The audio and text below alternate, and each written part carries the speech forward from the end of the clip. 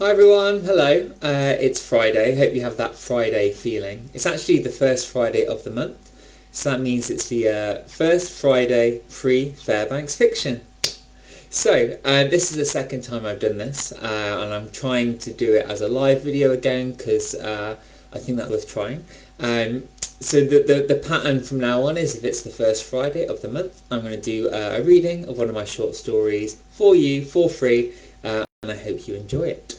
So the working day is done. It's almost the weekend. Well, it is the weekend, and I hope we've got some exciting plans for the weekend. I'm going to a concert tonight, which is very exciting. I'm hoping to get some writing done as well over the Saturday and Sunday that's coming up. And next Friday is my next author newsletter. Very exciting. Next week is actually the 9-year birthday of my first novel, The Sheriff. So yeah, it's been 9 years since I first started this self-publishing author journey, and next Friday's email is going to be a big celebration of that. So please do check that out if you haven't already. You can sign up to my newsletter by going to simonfairbanks.com/ghosts. And in return for signing up, you get a free collection of ghost stories. And actually, it's a ghost story that I'm going to read to you in a few moments' time. It's called The Nuthatch.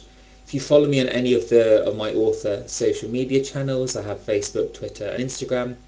You will have heard me talk about the Nuthatch because I went to the UK Ghost Story Festival not so long ago, and one of my ghost stories that I was talking about and telling people about was the Nuthatch. And actually, I read it at a brilliant kind of open mic session hosted by Anna Rose James.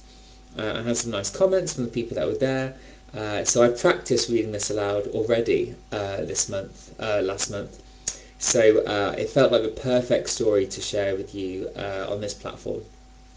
Um, what do we need to do next then? So normally you'll notice I'm just sort of rambling a little bit because that's kind of how it works with Facebook Live. You've got to keep talking, keep vamping until people notice that you're live and they jump in and hopefully watch it in the moment. And then if you watch it in the moment, you can ask questions, you can probably tap little hearts that pop up on the screen. So all of that stuff's exciting.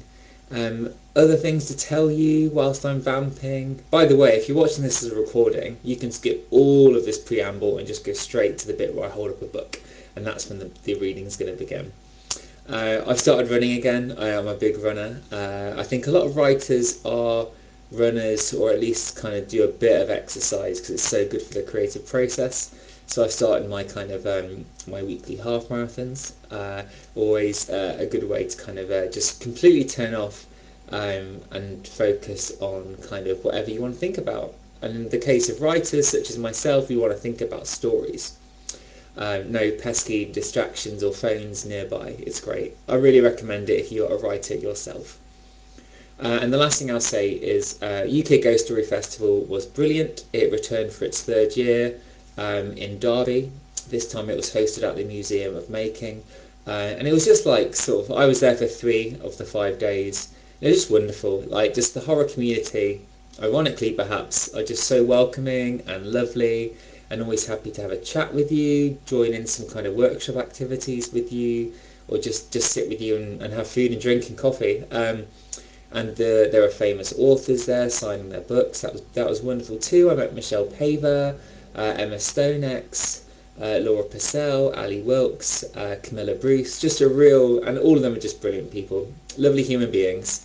And as were all of the delegates themselves, Ghost fans, readers, writers. So basically, if you like that sort of thing, or even if you just like books in general, I really recommend the UK Ghost Story Festival. I'm sure it'll be back in 2024. So grab yourself a ticket when the time comes. Anyway, I'm going to read The Nuthatch, which appears in my Bell Jars story collection. If you know anything about my writing, you'll know that I write a lot of short stories and have 3 collections. They are called Breadcrumbs, the next one's called Boomsticks, and the third one is called Bell Jars.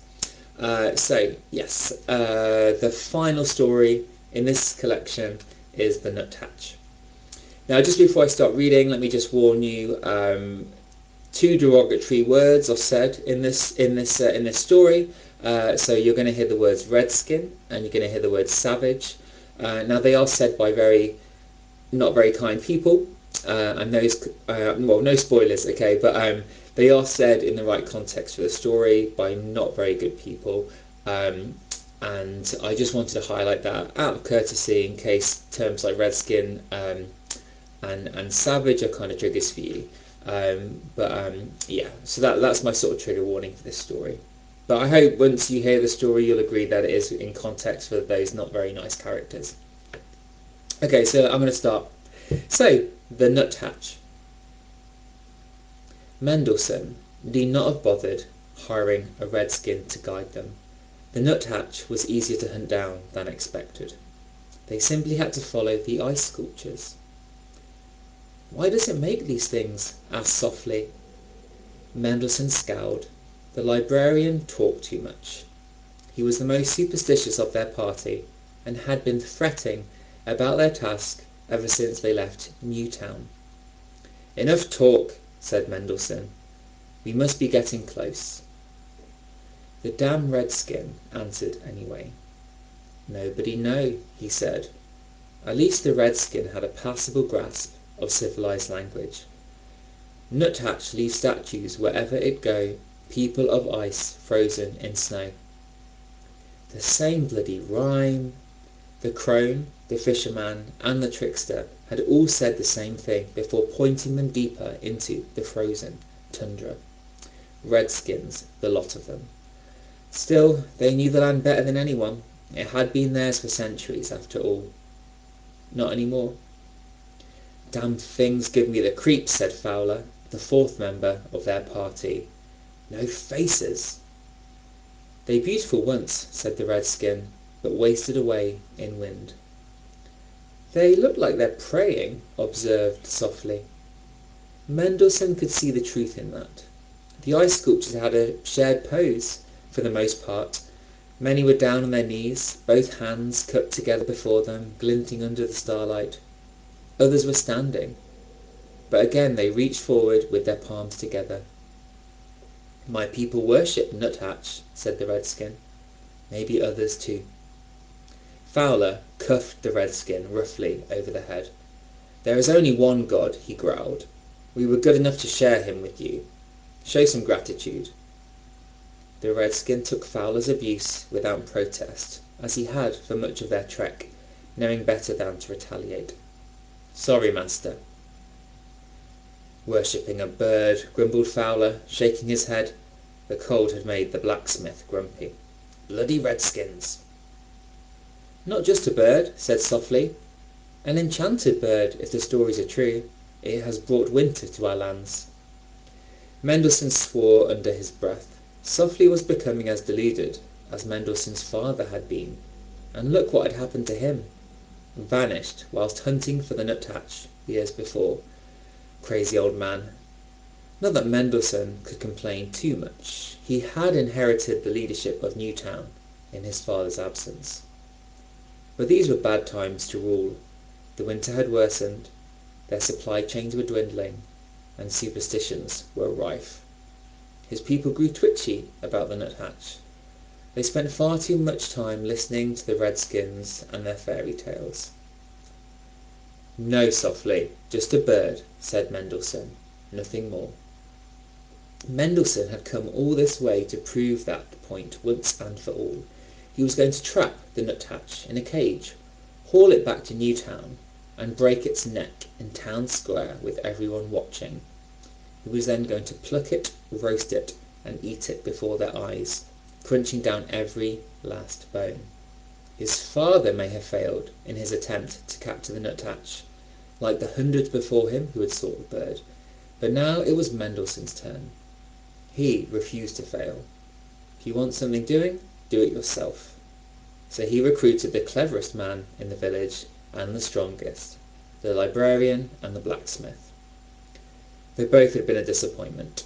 Softly never stopped asking questions, and Fowler never stopped complaining. "It's bloody freezing," muttered Fowler. "Cowskin, poor defence against ice," said the redskin. "Shut your mouth, savage, or you'll get another slap." "Sorry, master." "How does a bird create such sculptures?" wondered Softly.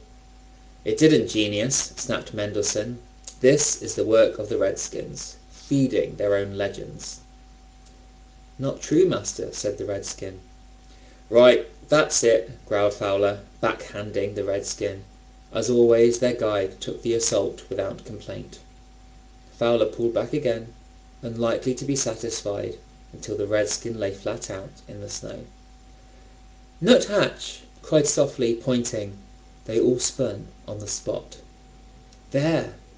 The bluebird sat in the cupped hands of an ice sculpture, perfectly snug between its palms, as though they were fashioned solely for the tiny creature. It looked out at them, considering the four men. "Is that it?" said Fowler. "I told you," said Mendelssohn. "Just a bird, a regular blue nuthatch, like any other. No giant wings, no glowing eyes, just a stupid, bloody bird."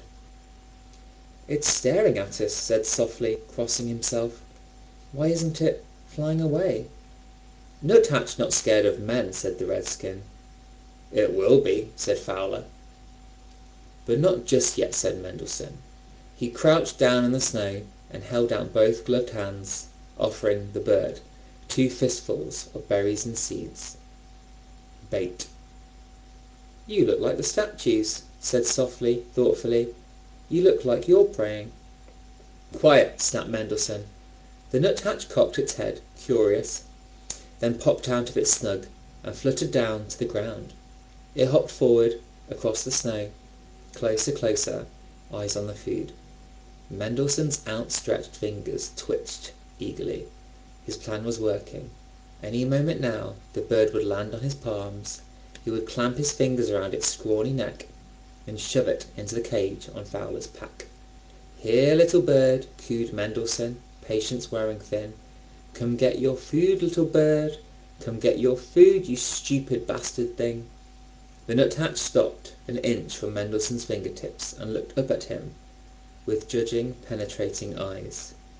Then, finally, it hopped onto his palms. "Oh!" Mendelssohn felt an instant iciness bite into his hands, his fingers, his wrists. The cold fired up his arms, flooding his torso, spine, nerves, right up into his brain and teeth and eyeballs. His blood, every bone, every pound of flesh, was replaced with crystal clear ice. The spell left him crouching in the snow, frozen in place, palms still outstretched. The whole transformation had taken less than a second. Nuthatch leaves statues wherever it go. People of ice frozen in snow. The nuthatch pecked at the berries and seeds in Mendelssohn's palms, oblivious to the panicked shouts from Softly and Fowler, who stood a few feet away. It was only when Fowler threatened the Redskin that the little blue bird took flight. "What is this, Redskin?" shouted Fowler. "What is happening?" Mendelssohn couldn't turn his head. Those days were over. But he heard Fowler shout profanities at the bird as it attacked, before falling silent mid-scream. "Get away from me, you fucking It tackled Softly immediately after. "We're sorry, Nuthatch. Please don't. I have a Then nothing. Silence returned to the snowy wasteland. Mendelssohn remained frozen, staring in the direction of the standing ice sculpture, in the palms of which the nuthatch had been nesting. Now that Mendelssohn had time to consider the sculpture, an eternity to consider it, he realized it wasn't praying. Those 2 hands had been reaching out to grab the nuthatch. The man clearly had been successful, judging by both the perfect bird-sized snug between his palms and the man's icy fate. Wait, Mendelssohn thought he recognized the man's coat. "So this is where you ended up, you crazy old sod." These weren't sculptures around him. These were his people, those who had sought the nuthatch in the years gone by. Each had made a desperate grab for the bird, or attempted the same method as Mendelssohn, luring the bird in with a false kindness. Softly had been wrong. The sculptures weren't praying with their hands. They were snatching and baiting. The gentle crunch of footsteps in the snow hailed the arrival of the Redskin. He stopped in front of Mendelssohn and looked down upon him. On the Redskin's shoulder sat the nuthatch, who he stroked with a bare hand impervious to its magic. "You call me Redskin," he said, shaking his head. "No red." He tapped his chest instead. "Blue. Blue heart. Blue soul. Nuthatch favour my people." Mendelssohn cursed inwardly. He should have suspected a trap.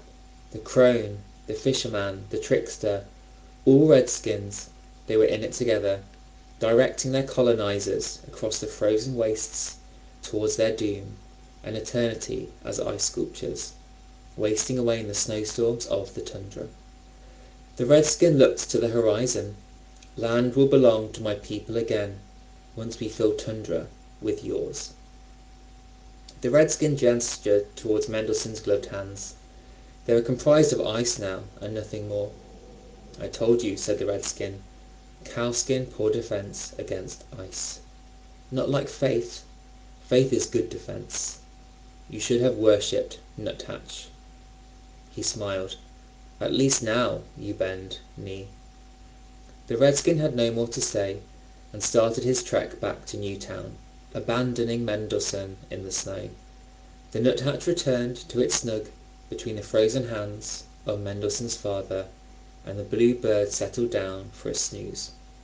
Mendelssohn remained on his knees, frozen, praying in the tundra forever. Meanwhile, the content little nuthatch slept on and on and on. The end. Well, I hope you enjoyed that. I hope whether you're watching it live or watching it as a recording, I hope you got some enjoyment out of that. It's a joy to read that story. It's kind of like I call it a ghost story, although there's not strictly any ghosts in there, but it's a haunted tundra full of like frozen people, and I don't know, it feels quite ghostly to me. So I'll say bye for now. I'll see you next month on the first Friday for some more free Fairbanks fiction. And as ever, if you want to stay in touch, join my newsletter. You can find my newsletter sign up at simonfairbanks.com/ghosts. And as a treat for signing up, you'll get a collection of my ghost stories for free, which includes the Nuthatch in case you want to sort of read it as well as having heard it just now. So bye for now. Have a great weekend, everyone. Bye, bye, bye, bye, bye.